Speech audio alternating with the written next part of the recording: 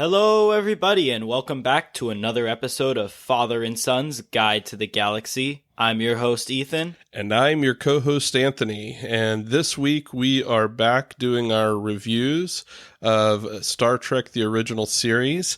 This week's episode is Mudd's Women, episode 6, I believe, from the original series. Yep. So we're just going to do a brief synopsis real quick, and then we're going to go into our opinions on the topics, things we noticed in the episode, and stuff like that. So we enter in with the Enterprise chasing a smaller ship, it looked like.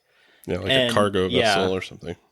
Yeah, and this vessel was not responding to any hails. And on the screen, you kind of see it like flying around very sporadically, and it's going all over the place. And then it enters like this asteroid field, and its engines get totally destroyed, stuff like that. Anyway, if I'm remembering correctly, they do get some kind of transmission from the ship, right? Or did they just beam him aboard? I think they just beamed him aboard. Yeah, I think they just managed to get a lock because the shields were down or something. Yeah, but it caused problems for the ship, for the Enterprise. 'Cause it was quite straining on their... Did they say it was their dilithium crystals? Yeah, they're crystals. Yeah, so then those end up cracking, which becomes a plot point later. So they beam the pilot of the ship aboard, and it's this guy named Harry Mudd. And then he tells them he has other people aboard, and so then they beam them aboard. And it turns out the people that they beamed aboard were not his crewmates, they were his cargo. And it was these 3 women that every guy on the Enterprise was like in awe whenever they saw them. And then, since there is cargo, Harry Mudd gets brought into court, and there's this very funny scene with a lie detector.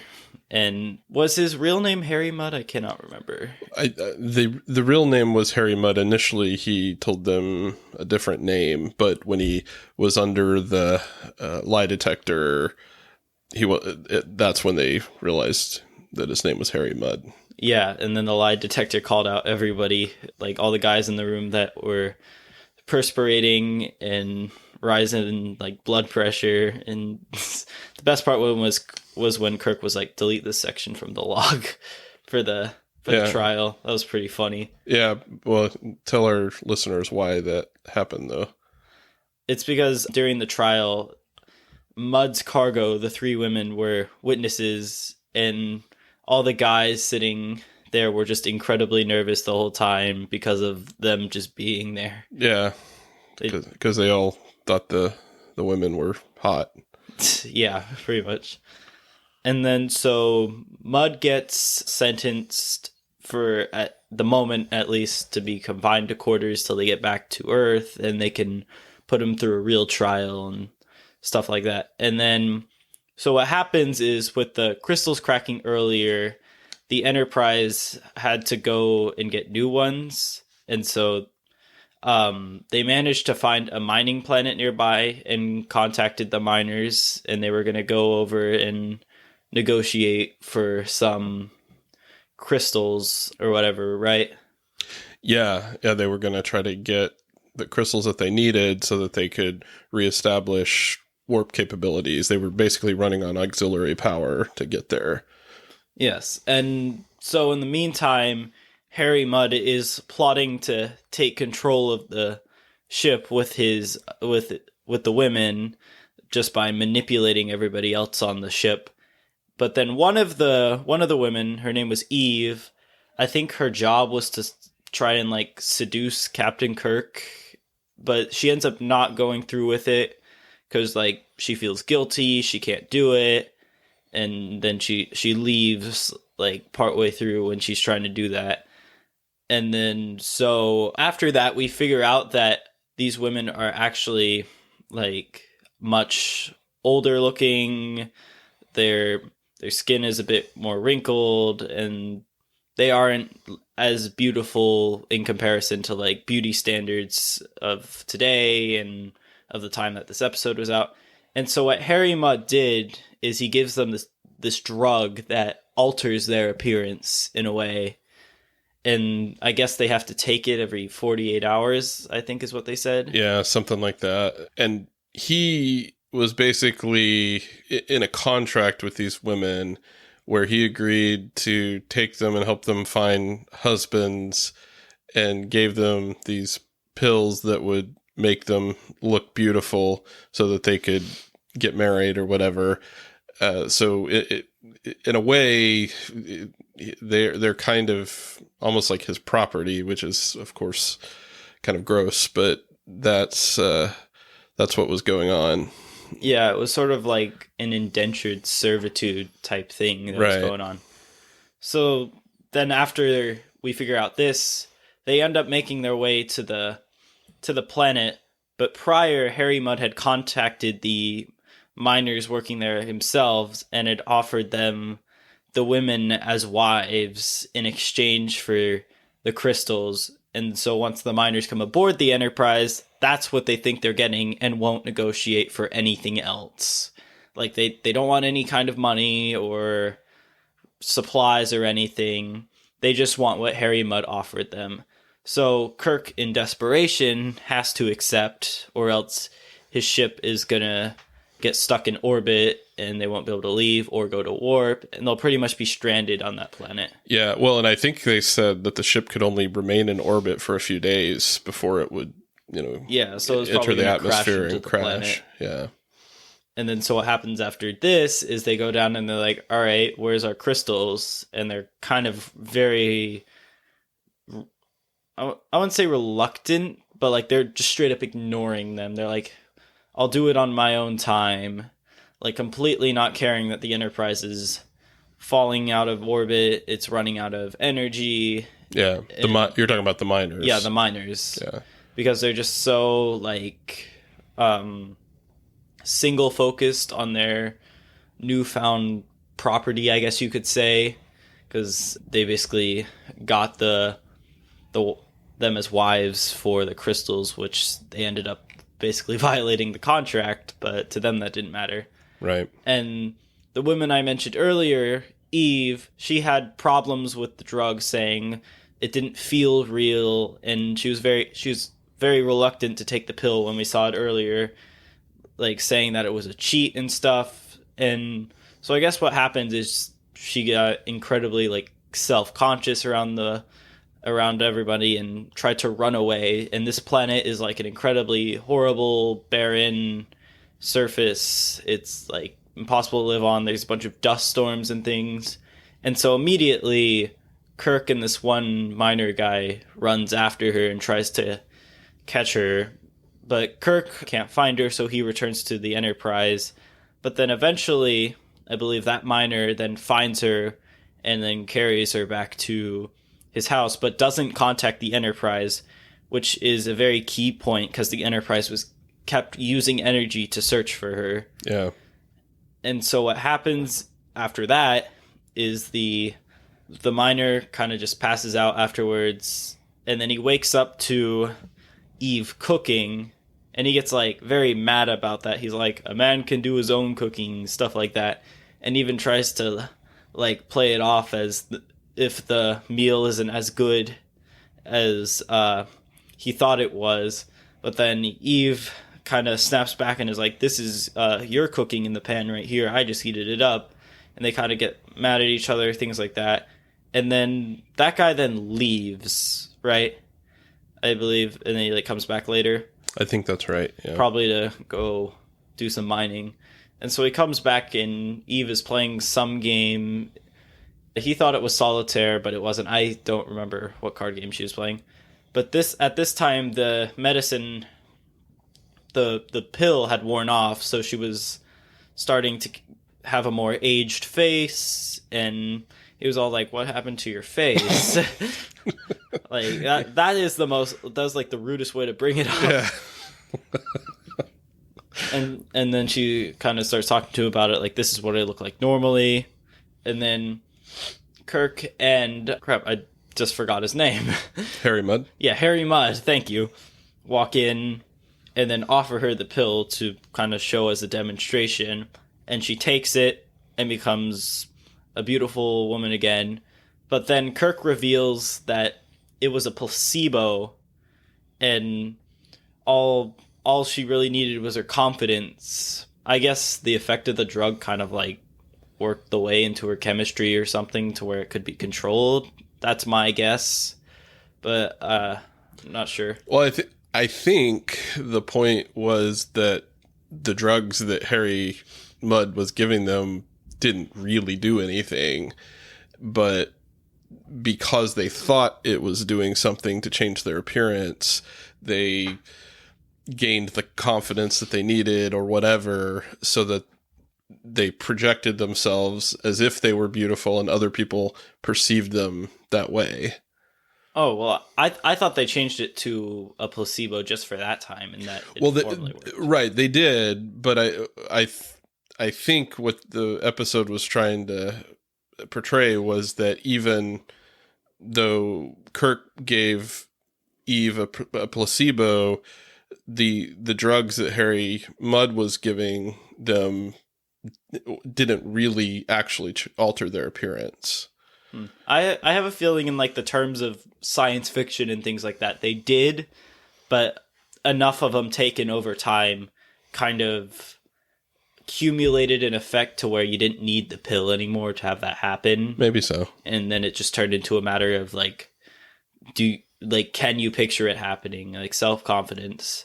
And I guess the minor guy kind of like got over his, like, I don't know, his little temper tantrum he was throwing because he saw that she was like telling the truth or whatever.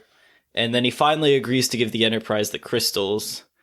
And then they get the crystals and the Enterprise leaves to bring Harry Mudd to his trial. Right. And that's pretty much the full episode, unless you have anything to add. No, I think that gets or hits all the main plot points of the episode. So what did you think of the episode? I thought it was fairly odd. Yeah. Let's talk about Harry Mudd first. What did you think of his character as kind of the antagonist of the episode? He was very interesting. He kind of, I mean, like most of the costuming, his costuming was very weird. He had a very like fake looking belt. Yeah. Just looked like a piece of felt wrapped around a shirt. Yeah, and I think he was intended to be more of a comical villain, right? I mean, he wasn't anybody that like struck fear into the hearts of the Enterprise crew, right? I mean, he was this kind of had this goofy smile on his face, and he had a weird mustache, and the mustache. He had a very like curly mustache. Yeah, he just kind of looked like a weirdo, and I think he was meant to be somewhat comical in the way that the actor portrayed him. When I first saw him, I thought he was from like a different time period. Like this is gonna be like a time travel. Yeah, I actually thought that too, because he did look like maybe he was coming from like the 1800s United States or something like that. Yeah. Yeah, but yeah, he was interesting, and apparently he makes another appearance in a later episode, I read, and also an appearance in Star Trek the Animated Series. So we might have to check those out. But yeah, it was kind of a weird episode. The three women, it kind of made me think of the sirens from Greek mythology, you know, who lured the sailors in because of their beauty, because they had this almost magical effect on the members of the crew because of how beautiful they were. Right. And it was kind of, it was kind of embarrassing, I think, for the the crew members, right? Yeah. The way that they were behaving. But the ship could not function. Right. The ship couldn't function. Kirk had to like snap at a guy at the helm to like do his job. Right. Yeah. Nobody was able to concentrate. So I don't know. I mean, I think the main kind of theme from this episode was this idea of illusion versus reality, right? Right. And particularly when we're talking about looks and appearance and things like that, you know, what is it that really makes somebody beautiful or handsome? Is it actually their physical appearance? To some degree, yes, right? But Right. that's not the main thing that makes people attractive. I mean, and we see the issue today more than ever, right? I mean, Right. you've got cosmetic surgeries and all sorts of crazy stuff people do to their bodies to try to look perfect. You've got social media, filters and AI generated images of of ourselves that look better than our actual photos, and it's all to try to project this idea that we're these amazing looking creatures, but it's none of it's real, right? Right. Yeah, I when I watched the episode, I really started thinking about social media and how much people try to be someone they're not. I mean, I'm not really on there, but I know from like my friends telling me stuff about it Yeah. is people are very fake out there. And honestly, they try to act the same in real life, but it's not the same effect to Right. how they appear online. So you can just tell like that person is very fake if Yeah. you talk to them. Yeah. And it's hard to get to the root of a person to figure out who they really are sometimes. Because if you have an online persona, a social media persona, the way you act in other environments, I mean, it's hard to really know when people are being authentic. And Right. and that's I think that's kind of what the episode was getting at, this obsession with appearance over substance, the substance of a person, and Right. the values that they hold and the things that really make people truly attractive, as Right. opposed to this superficial idea of looks. So yeah, I mean, I thought it was an interesting idea to explore, and ever more relevant today. I mean, there was no social media back when that episode was made, but like you said, that's a huge part of our culture today.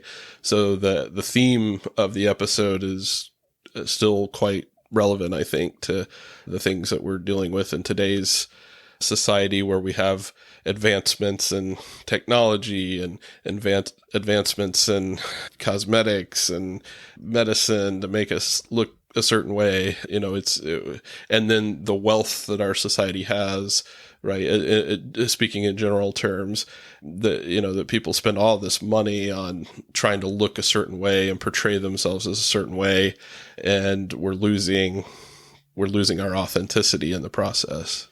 Right. There's also the end of the episode touches on the concept of self-confidence. Mm-hmm. And you could tell when Eve took the placebo how surprised she was, and it was almost like she had a different facial expression than she had the rest of the episode. So it was kind of this shift from pretending to be beautiful and acting fake to getting to the core and realizing like you don't have to act like you are or like be fake like that to be considered beautiful, because you just have to look inward on yourself and have a little bit more confidence in showing it. Yeah. And it was at that point that the miner guy, who had kind of been a jerk up until that point, I think realized that she was a beautiful person inside and out. Right. And so he decided, that he wanted to try to make the relationship work and stay with her or whatever. It all happened in a very short period of time. So a little unrealistic as far as story development, but that's how they ended the episode. They were probably running out of time, and they needed to finish filming because then back then they had like specific time blocks they needed to fill for TV, right? There was no like going longer, stuff like that, right? Well, yeah, I mean, that was live TV, so or not live TV, but it aired at a certain time right? And you had commercial breaks and all that, and it had to be over by a certain time. I mean, we still have TV shows like that today. It's just that most of what we watch, it seems, is streaming. Yeah, they have a bit more flexibility in how long their content is now. Yeah, definitely the streaming shows do. So yeah, it was a good episode overall. I don't know, like you said, it was a little bizarre, but I think it had some good ideas in it. Did you assign it a letter grade like we've been doing? I'd say I'd give it a B- ranking. Oh, B-. Okay. Because entertaining concept, just some of the ways they like portrayed some of it was like really weird. Like I found the way that they like portrayed the men acting was like trying to take how men act in real life and then scaling it up 100 times, just way over dramatizing it. Right. Which I think there's a lot of that in the original series, the kind of over dramatic acting. Sometimes it almost seems like they're more of caricatures as opposed to characters. But I'm hoping, and I think from what I remember, as the series goes along, it becomes less and less like that. Because certainly by the time they got to the movies, it didn't feel like that at all. Yeah, and they also had the time to develop their characters properly. Yeah, for sure. Yeah, I'd give it a B. It was okay. Like I said, not my favorite episode, but I did think there were some thoughtful ideas behind it. I didn't necessarily love Harry Mudd as an antagonist.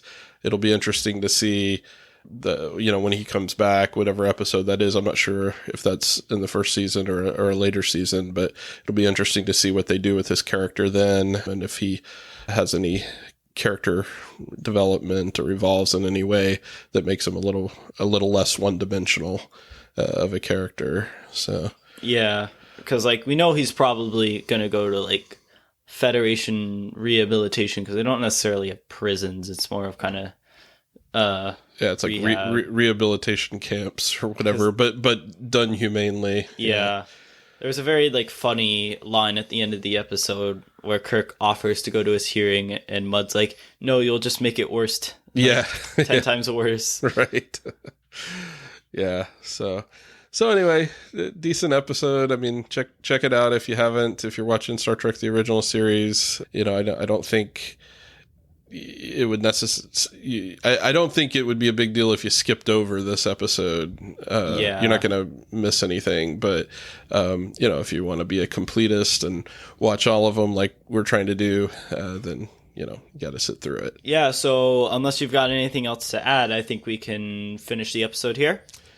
Yeah, sounds good. So thanks, as always, to our listeners. We've got some faithful listeners out there, and we really appreciate it. And interesting to us as we look at the data that we have some listeners in different parts of the world, right? I think that we've got listeners in Germany and Canada and some other places. So that's kind of cool for us to see. So we really appreciate your support and hope you'll keep tuning in, and we'll do our best to keep creating interesting content for you. Talking about Star Trek, and at some point we'll deviate from Star Trek and talk about some other science fiction shows or that are out there that we want to chime in on. So in the meantime, have a great week, and we'll see you next time. See ya.